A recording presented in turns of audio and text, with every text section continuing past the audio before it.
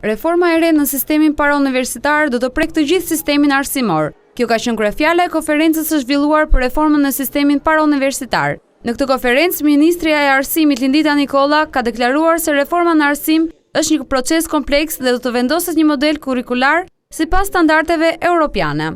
Prezantojmë raportin e grupit punës për reformimin e arsimit parauniversitar si një dokument domosdoshëm për të rihapur diskutimet dhe këshillimin me aktor e përfshirë.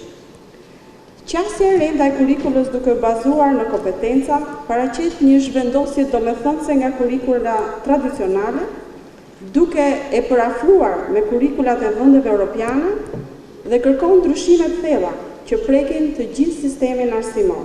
Reformat kurrikulare i vinë në ndihmë nxënësve duke i nxitur ata për të zhvilluar më mirë burimet vetjake.